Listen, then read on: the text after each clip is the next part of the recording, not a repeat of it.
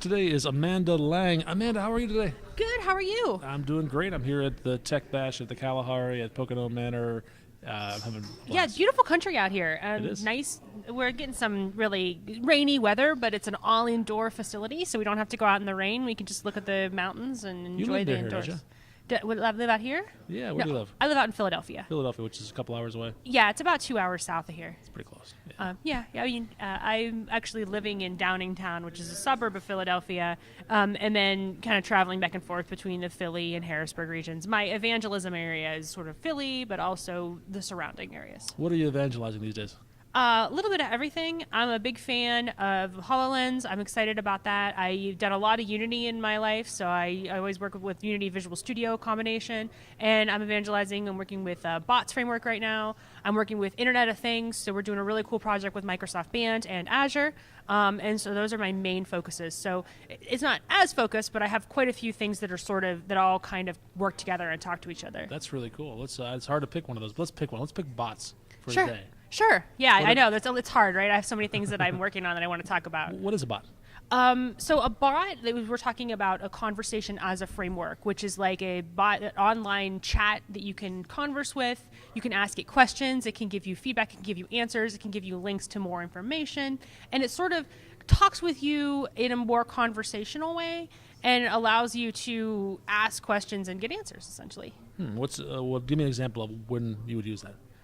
So say, for example, I want to make reservations at a hotel. Instead of going to a website and typing the city name and putting into a form, I would say, hey, hotel bot, I'd like to make a reservation for such and such a date in such and such a city. What hotels are close to where I want to go at what and are available at what time? And it could hit the internet for me and come back with results. So it's the same way that I use Cortana at home.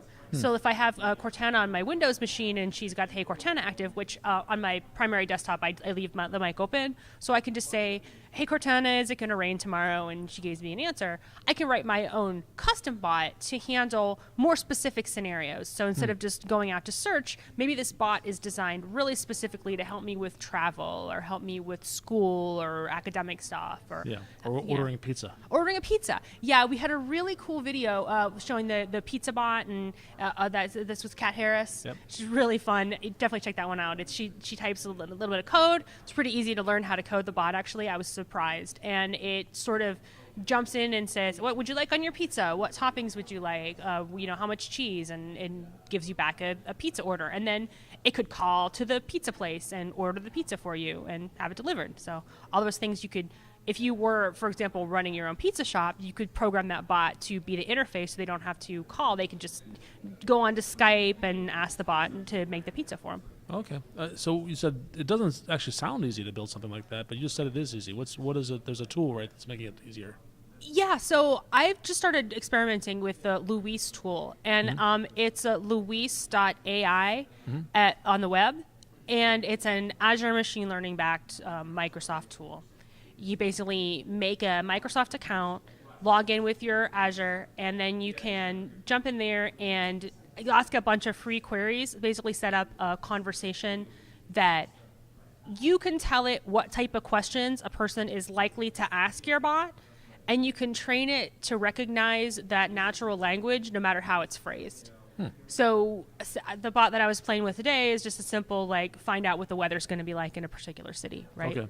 But there's a bunch of different ways that you could ask that question. And that's where Lewis comes in. Right, exactly. So you could ask, is it going to be cold tomorrow?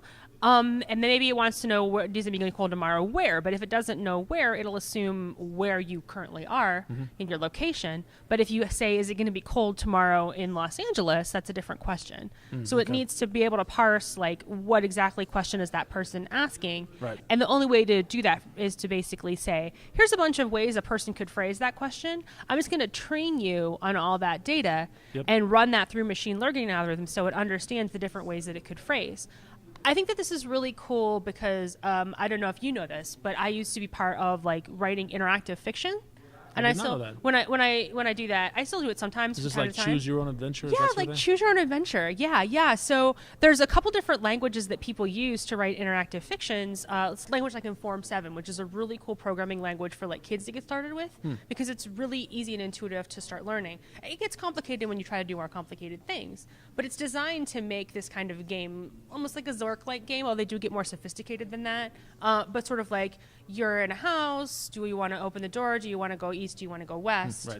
Right. But one of the challenges for people who play that kind of game is understanding like what it's allowed to type and what you're allowed to say to it. Right? Because a lot of times you'll say, go, to the west, and maybe the word the is going to throw it off and it's going to be confused. And that's called a text parser.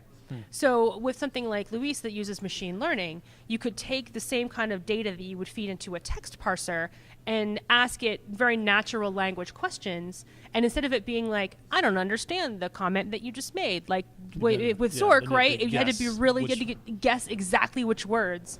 You won't have to do that anymore. You won't have to guess because you can basically say more or less what you want and the natural language will figure it out. And so I'm really excited about the potential for doing something cool with that.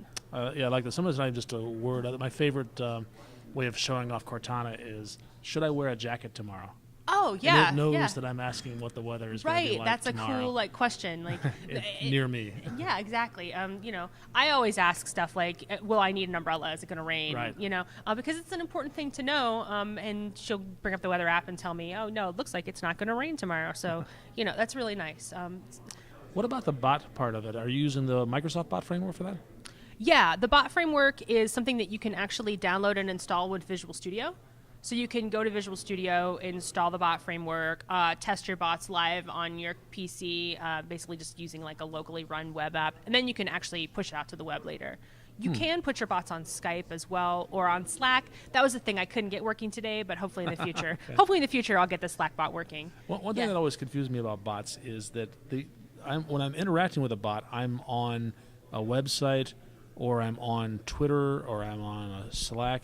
But that bot isn't actually running on Slack. I mean, I don't really have control over Twitter. No. So I can't deploy things to Twitter. Where does it actually run? It's usually living in the cloud. So it's in the cloud. So it's I have I've rented Azure, a spot of a piece of the cloud. My bot's running there. And is it listening to Twitter? Is it polling Twitter? Or what's the...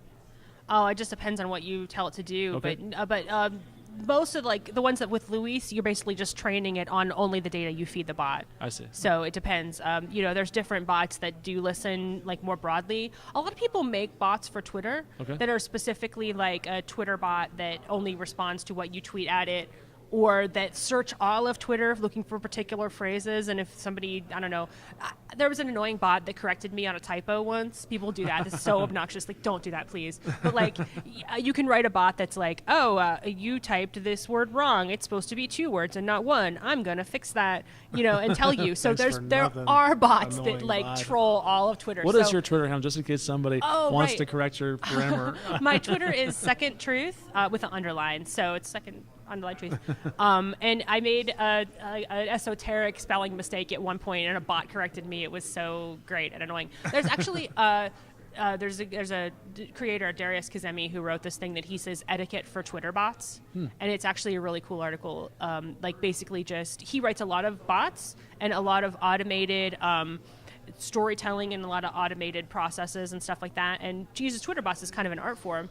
But he has certain things that he thinks like your bot should not just tweet at somebody out of the blue to tell them they're a jerk or something like that, right? Oh, okay. So it's better to have it's better to have a bot that's polite and friendly and only responds to queries. So there was a really popular bot that was like a sorting hat from Harry Potter that would sort you into different houses if you tweeted something at it. It's a little fun stuff like that, right? So as long as it's like a good conversation between you and then the bot, then it's great. And if it's like a rude conversation, and I've seen bots get into fights too. A bot on bot fight? Yeah, bot on bot, where one bot will tweet at another bot and then they'll start arguing about stuff. So funny, because it never stops because they're relentless. They'll argue forever until somebody reboots one of them. They're like the north going Zacks and the south going Zacks. Yeah, Some obscure Dr. Seuss reference. No, I get it. No, but I have seen like bots with different political ideologies will get into rows on Twitter, and it's really funny because they're fast and they never let up. A human being will give up eventually, but a bot will not.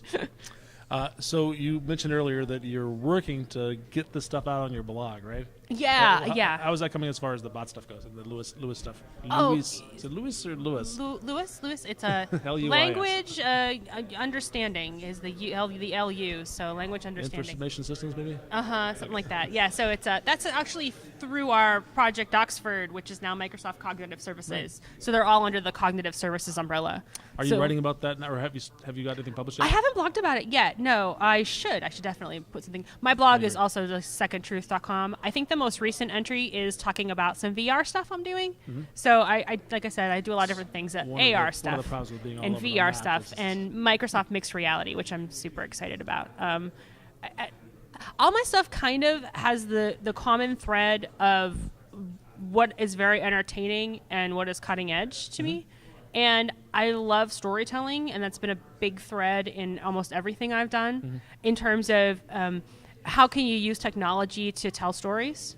So that's one of the reasons I'm excited about Bot Framework is because you can give them personality, and you can use that as kind of an author or a storyteller and, use that as kind of an art piece. And it's one of the reasons I'm excited about mixed reality as well, because think about the combinations that you can do there. Anything that's voice activated is really fun because we all use our hands for stuff, but the world is getting to the point where maybe your hands are busy or maybe you're, working on something else and you want to be able to just talk to something in the room and get an answer. So that's one of the reasons I think this is all exciting. Where can people go to get started?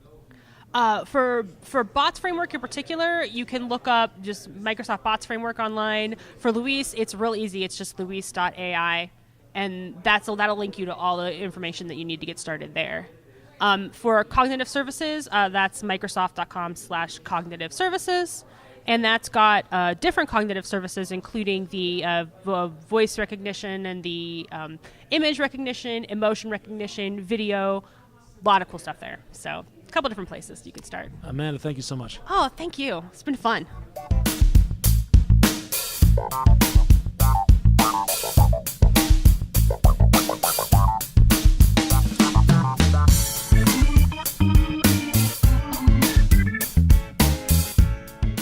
You can use technology to connect with your friends, talk to your friends, or program your own brand new friends.